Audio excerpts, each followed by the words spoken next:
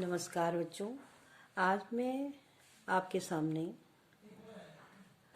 अभिव्यक्ति और माध्यम पुस्तक के आधार पर जनसंचार माध्यम के बारे में व उसके कुछ प्रश्नों का हल बताने जा रही हूँ। अपने पिछले वीडियो में भी मैंने जनसंचार के बारे में आपको विस्तार से बताया था कि जब हम किसी भावना या जानकारी को दूसरों तक पहुंचाते हैं और यह प्रक्रिया सामूहिक रूप से होती है तो यही जनसंचार कहलाती है। मनुष्य ने समाज के प्रारंभिक जनसंचार के तरीकों जैसे चीखना, चिल्लाना, संकेत, मुद्राएं आदि से लेकर वर्तमान तक स्वयं को अत्यधिक परिष्कृत किया है। आज का युग जनसंचार का युग है। इसके बिना सृष्टि की परिकल्पना भी नहीं की जा सकती। जनसंचार माध्यमों का प्रभाव क्या होता है? जनसंचार माध्यमों ने आज प्रत्येक व्यक्ति को प्रभावित किया है। जनसंचार माध्यमों द्वारा ही आज सभी का जीवन सरल बन गया है। लोगों को जागरूक बनाने में जनसंचार माध्यमों ने महत्वपूर्ण भूमिका निभाई है। भ्रष्टाचार, सांप्रदायिकता आदि समस्याओं में सुधार जनसंचार माध्यमों द्वारा ही संभव हो पाया है। एक सिक्के के जैसे दो पहलू होते हैं। जनसंचार माध्यमों के उपयुक्त सकारात्मक पक्ष के साथ ही इसके नकारात्मक पक्ष भी हैं। जनसंचार माध्यमों के द्वारा समाज में असामाजिक तत्वों की वृद्धि हुई है। जनसंचार माध्यम के द्वारा काल्पनिकता और लुभावनी भाषा के द्वारा लोगों को भ्रमित करने का प्रयास किया जाता है। इसके कारण लोगों के व्यवहार में परिवर्तन आया है। जनसंचार माध्यम के द्वारा अश्लीलता में भी वृद्धि हुई। जनसंचार माध्यमों का सीधा संबंध सार्वजनिक हित से जुड़ा होता है। इस प्रकार उपयुक्त सभी पक्षों को देखते हुए यह कहा जा सकता है कि फैशन, संस्कृति, खान पान, लोगों की रुचियों एवं आदतों को बदलने एवं प्रभावित करने में जनसंचार माध्यमों की महत्वपूर्ण भूमिका होती है। जनसंचार माध्यमों के बिना जीवन की कल्पना ही नहीं की जा सकती। जनसंचार माध्यम लोगों को जागरूक करने में महत्वपूर्ण भूमिका निभाते हैं, वहीं इसके नकारात्मक पक्षों को भी अनदेखा नहीं किया जा सकता है। अतः आवश्यकता इस बात की है कि हम सोच विचार करके ही जनसंचार माध्यमों द्वारा प्रसारित की जाने वाली सामग्री को ग्रहण करें। बच्चों, आगे मैं इसके थोड़ा प्रश्न आपके सामने स्पष्ट कर रही हूँ कि पहला प्रश्न है, संचार के किन्हीं दो कार्यों को स्पष्ट कीजिए। संचार के दो कार्य। पहला है, संचार के द्वारा किसी के व्यवहार को नियंत्रित किया जा सकता है। दूसरा कार्य, संचार का प्रयोग अपने भावों एवं विचारों को अभिव्यक्त करने के लिए किया जाता है। प्रश्न है, संचार किसे कहते हैं? जैसे बताया था पहले कि संचार शब्द की उत्पत्ति चर धातु से हुई है, जिसका अर्थ है चलना या एक स्थान से दूसरे स्थान पर पहुंचना। सूचनाओं, विचारों एवं भावनाओं को मौखिक, लिखित या श्रव्य दिव्य माध्यमों के जरिए सफलतापूर्वक एक जगह से दूसरी जगह पहुंचाना ही संचार है। प्रश्न नंबर 3, जनसंचार क्या है? जब किसी समूह के साथ प्रत्यक्ष संवाद करने की अपेक्षा किसी यांत्रिक माध्यम से बड़ी संख्या में लोगों के साथ संवाद स्थापित किया जाता है तो उसे जनसंचार कहा जाता है। आगे प्रश्न है, डिकोडिंग से क्या तात्पर्य है? डिकोडिंग से तात्पर्य है प्राप्त संदेश में निहित अर्थ को समझना। डिकोडिंग क्या है? जब हमें कोई संदेश मिलता है और उस संदेश के अंदर उसका अर्थ क्या है, जब हम यह समझा जाता है तो उसी को डिकोडिंग कहते हैं। यह एनकोडिंग की विपरीत किया है। एनकोडिंग का अपोजिट क्या है? डिकोडिंग। जिसमें एनकोडिंग है जिसमें संदेश प्राप्तकर्ता प्राप्त चिन्हों एवं संकेतों के अर्थ निकालता है।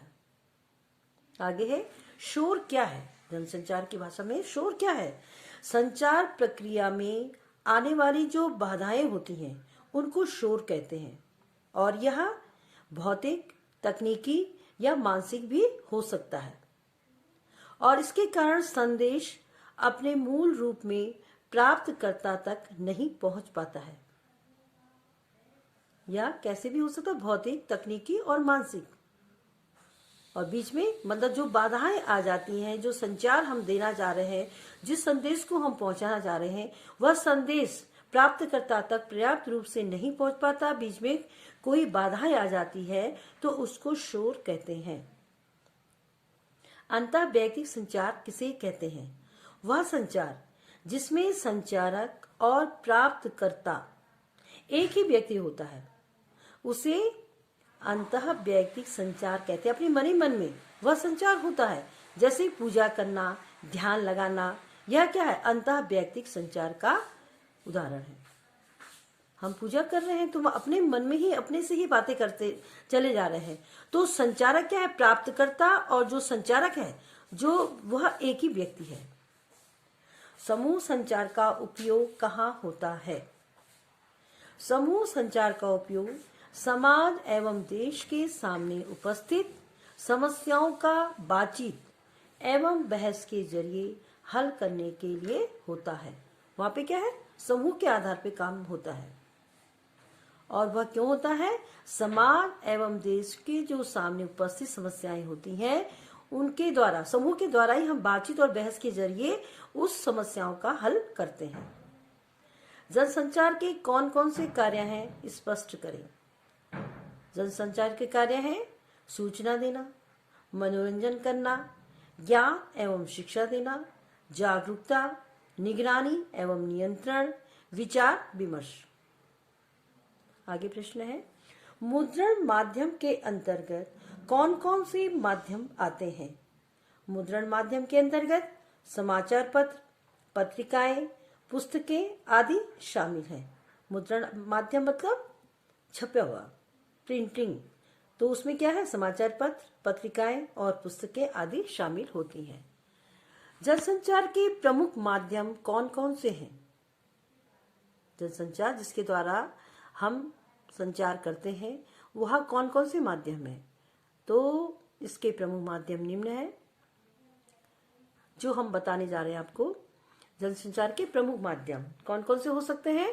समाचार पत्र, पत्रिकाएं एवं पुस्तकें, रेडियो, दूरदर्शन, सिनेमा, इंटरनेट आदि।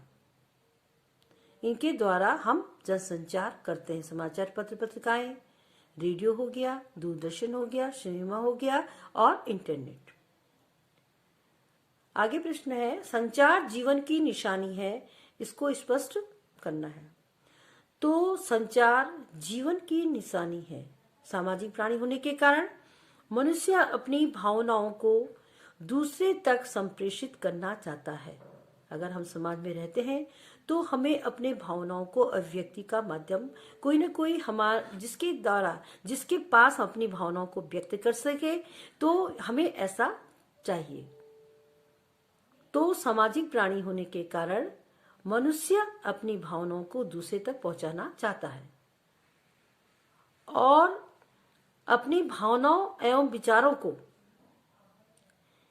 लोगों तक पहुंचाने का कार्य जिस समय रुक जाएगा, वह समय मनुष्य की गतिहीनता एवं संवेदनहीनता का परिचायक होगा।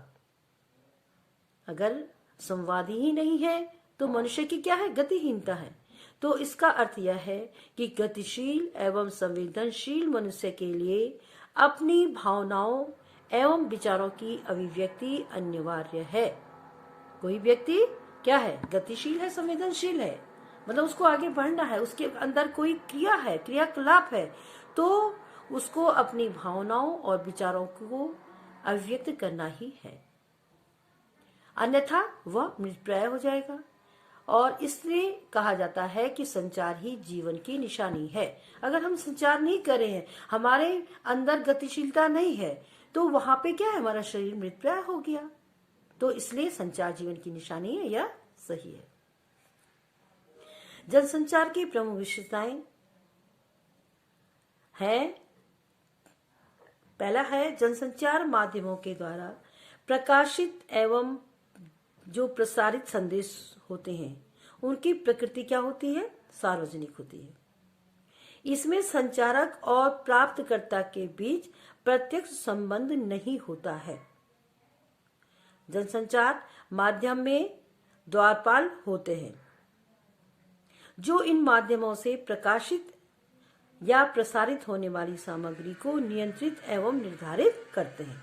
यह जनसंचार की विशेषताएं हैं। जनसंचार के दो महत्व अथवा कार्य बताना है।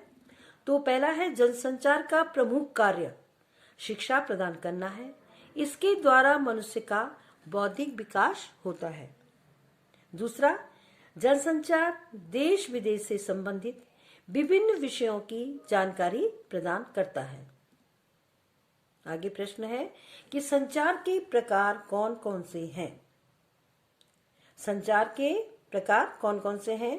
पहला है सांकेतिक संचार, दूसरा मौखिक संचार, तीसरा अमौखिक संचार, चौथा अंतःवैयक्तिक, पांचवा अंतर्वैयक्तिक, और छठा है समूह संचार, और सातवां है जनसंचार।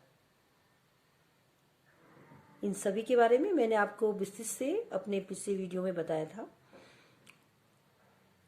तो संचार के ये प्रकार हैं: सांकेतिक, मौखिक, अमौखिक, अंतर्वैयक्तिक, समूह संचार और जनसंचार। ऑल इंडिया रेडियो की स्थापना कब हुई? ऑल इंडिया रेडियो की स्थापना 8 जून 1936 में हुई थी।